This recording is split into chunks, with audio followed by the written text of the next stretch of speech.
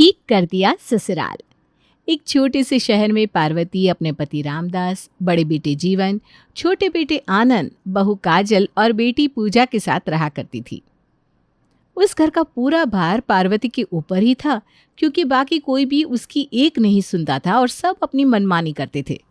उठ जाइए जी, देखिए 10 बज गए हैं। अरे यार सोने दो ना। हाँ, सोने के अलावा और आता भी क्या है आपको, सोते रहो। जीवन और काजल को उठाती हूँ जाकर। पार्वती अपने कमरे से निकलकर जीवन के कमरे तक पहुंचती है और दरवाज़ा खटखटाते हुए चिल्लाती है, जीवन, काजल, 10 बज गया है, उठ जाओ। क्या हुआ मम्मी, क्यों सुबह सुबह शोर मचा रही हो? सुबह? अरे अभी जरा देर में दोपहर हो जाएगी और तू कह रहा है कि अरे आज संडे है मम्मी। हाँ, तो तुम लोग वैसे कौन सा 6 बजे उठकर बैठ जाते हो? तभी आनंद अपने कमरे से निकल कर आया।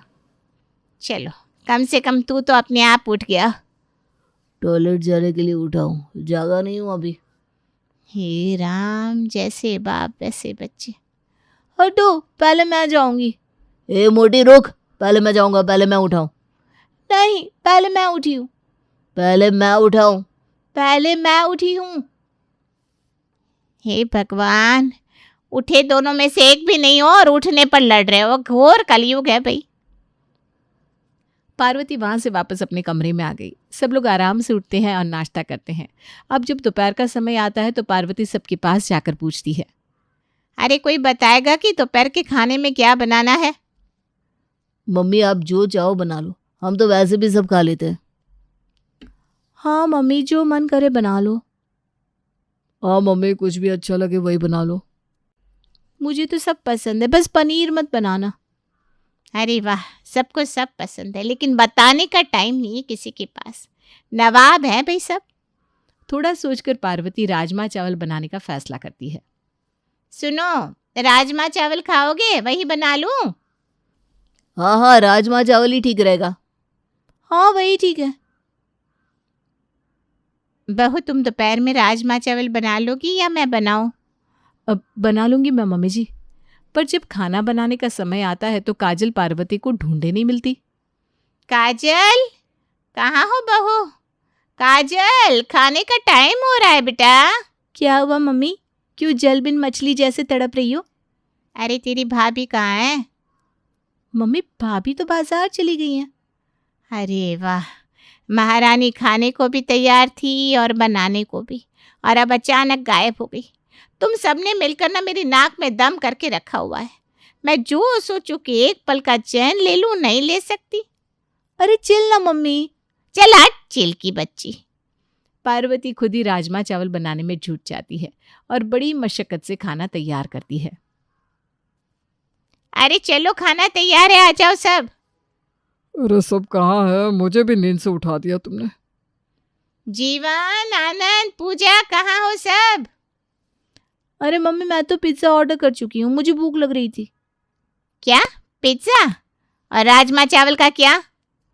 बाकी लोग हैं ना खाने वाले, गुस्सा क्यों कर रही हो? उसी समय आनंद भी कमरे से निकलता है। आनंद, कहाँ जा रहे हो? खाना तैयार है। अरे मम्मी, मेरे दोस्त बुला रहे हैं, शाम को आऊंगा। बहुत बढ़िया, दोस्ती निभाओ बस। माँ ने जो खाना बनाया है वो भाड़ में जाए। अरे यार मम्मी। जा तू। जीवन, ओ जीवन। रामदास बताता है कि जीवन भी किसी काम से बाहर गया है और काजल भी अभी तक बाजार से वापस नहीं आई। हे भगवान, इन लोगों को क्या मजा आता है मुझे परेशान करने में। अरे देखो, मैं हूं ना तुम्हारे साथ, आओ बैठो खाओ। बस तुम ही हो, बाकी सबके लिए तो जैसे खाने का कोई मतलब ही नहीं। अगले दिन पार्वती किचन में देखती है कि बर्तन धुले नहीं है, तो वो काजल से कहती है, काजल, जरा ये बर्तन धो देना बेटा। हाँ मम्मी जी, थोड़ी देर में कर दूंगी। पर ये कहकर काजल सो जाती है। परेशान होकर पार्वती पूजा के पास पहुंचती है। पूजा बेटा, जरा बर्तन धो दे। तेरी भाभी से कहा था पर वो तो सो गई। हाँ मम्मी, आप परेशान ना हो, मैं कर दूंगी। पूजा किचन में जाती है और सिर्फ अपनी प्लेट और चम्मच धोकर बाहर आती है। ये क्या था? बाकी बर्तन कौन धोएगा? अरे मम्मी, मैंने जिन बर्तनों में खाया था धो दिया ना मैंने, बाकियों का आप देख लो। पार्वती अपना सर पकड़ लेती है और खुद ही बर्तन धोने लगती है। हे भगवान, ये घर मेरे बिना कबाड़ खाना बन जाएगा। मेरी तो समझ में नहीं आता किसी से कैसे और क्या कहूँ। जो लोगों को समझ में आए, सब बस अपनी मर्जी करना जानते हैं। एक दिन पार्वती गार्डन में खड़ी थी और देखती है कि एक ग्लास और एक कप जमीन में रखा हुआ है। वो उन्हें उठाकर घर में लाती है और पूछती है, ये ग्लास और कप गार्डन में किसने रखा? क्या ये भी मेरे ही उठाने के लिए रखा है? अरे मैं वहाँ भूल गया था, पानी और चाय पी थी ना कल। तभी पार्वती देखती है जगह जगह पर और भी कप और ग्लास बिखरे पड़े हैं। ये क्या है? बेड के नीचे, चेयर के ऊपर, वॉशिंग मशीन के ऊपर, कहीं भी पानी पीकर ग्लास छोड़ देते हो। तुम लोग एक जरा सा ग्लास खुद उठाकर किचन में नहीं रख सकते? अरे मम्मी, इतनी टेंशन क्यों लेती हो? आपको ढूंढने में मज़ा नहीं आता क्या? मज़ा? मुझे लगता है मैं ग्लास खोजते खोजते पागल हो जाऊंगी। किसी दिन ढंग से ग्लास मिलते ही नहीं मुझे। अरे इतना गुस्सा ना करो, बीपी बढ़ जाएगा। मस्त रहो भाई। मस्त रहूं? कैसे? रोज ये ग्लासों का ट्रेजर हंट करते हुए? सब लोग हंसते हैं और सॉरी बोलते हैं, पर सॉरी बोलने के बाद भी बदलता कोई नहीं है। अगले दिन भी सबने ग्लास इधर उधर फैला रखे थे। यूं ही समय गुजर रहा था। फिर आनंद की शादी हुई और रीना उस घर की छोटी बहू बनकर आई। सबने रीना का स्वागत किया, लेकिन रीना से सबसे ज़्यादा खुश पार्वती थी, क्योंकि अगले ही दिन वो सुबह सुबह किचन में मौजूद थी। अरे वाह, ये हुई ना बात। आखिरकार कोई तो मिला जो जल्दी उठता है और मेरी हेल्प करता है। बेटा, अब मुझे बिल्कुल टेंशन नहीं होगी। हाँ मम्मी जी, मैं तो हमेशा ही जल्दी उठती हूँ। दोनों सास बहू बात करते हुए किचन में काम कर रहे थे तो आनंद सोफे पर गीला तौलिया डाल देता है। आनंद, फिर से तुमने गीला तौलिया सोफे पर डाल दिया। कितनी बार कहा है कि ऐसे मत किया करो। अरे मम्मी, इतनी सुबह सुबह चिल्लाओ मत, सब सही है, टेंशन ना लो। सही है? ये कोई तरीका है? इतनी बार समझाया है पर तुम लोग सुनते ही नहीं। अरे कम से कम इतनी छोटी सी चीज़ में तो मम्मी जी को मत सताओ। अरे यार, ये सब तो मस्ती है। मम्मी को आदत हो गई है इन सब चीज़ों की। आदत? अरे मम्मी जी, आप लोगों का काम करती रहती है और आप उसका गलत फायदा उठा रहे हैं। सब लोग हंसने लगते हैं। पार्वती अपना माथा पीट लेती है। रीना नोटिस करती है कि पार्वती सबको कुछ न कुछ समझाने की कोशिश करती रहती है, लेकिन कोई उसकी बात ही नहीं मानता। तुम लोगों से बस एक ही चीज़ कहती हूँ कि कभी तो मेरी बात मान लिया करो। अरे मम्मी, कोशिश तो पूरी करते हैं पर मानते मानते रह जाते हैं बस। आप कर तो लेती हो ना सब कुछ, फिर इतनी टेंशन किस बात की? हे भगवान, मैं पागल हो जाऊंगी किसी दिन इस घर में। एक दिन पार्वती के मायके से फोन आता है तो वो वहां जाने की तैयारी करने लगती है और जीवन और आनंद से कहती है, देखो भाई, मुझे नानी के घर छोड़ने कौन जाएगा? तुम दोनों में से एक तो चलो। ठीक है मम्मी, जब तैयार हो जाओ तो बता देना। और अगर भैया ना हो तो मुझे बोल देना, मैं चल दूंगा। ठीक है, जब मैं तैयार हो जाऊंगी तो बताती हूँ। पार्वती अपने मायके जाने के लिए बहुत खुश थी। वो फटाफट तैयार हो जाती है, लेकिन उस समय तक घर में कोई भी नहीं होता। घबराई पार्वती खुद को कोसते हुए इधर उधर देखती है। तभी काजल, पूजा और रीना आकर पूछते हैं, अरे मम्मी जी, क्या हुआ? इतनी परेशान क्यों हो? कहीं पापा ने दूसरी शादी तो नहीं कर ली? चुप कर। ये दोनों नालायक मुझे छोड़ने का कहकर खुद ही गायब हो गए। भगवान ही जाने कौन सी कसम खाई है इन्होंने मुझे परेशान करने की। अरे मम्मी जी, आप चिंता मत करो, चलिए मैं आपको रिक्शा करवा देती हूँ। हाँ, तू ही करवा दे बेटा, चल, अब तेरा ही सहारा है। रीना पार्वती के साथ बाहर जाती है और उसे रिक्शा करवा देती है। जाने से पहले वो पार्वती से कहती है, मम्मी जी आप बेफिक्र होकर जाइए, जब तक आप वापस आएंगी मैं पूरा ससुराल ठीक कर दूंगी। ससुराल ठीक कर दूंगी मतलब? कुछ नहीं, आप जाइए, आराम से रहिए, वहाँ मज़े करिए, बाय। हाँ, बाय बेटा। पार्वती को रीना की बात समझ में नहीं आती और वो चली जाती है। इधर रीना हंसते हुए वापस घर आती है।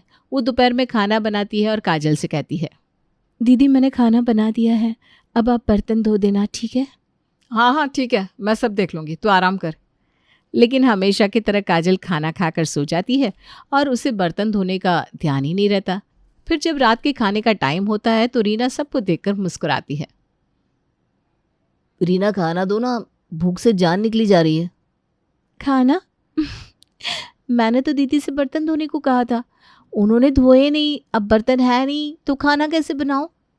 काजल, मैंने कितनी बार कहा है काम को गंभीरता से लिया करो।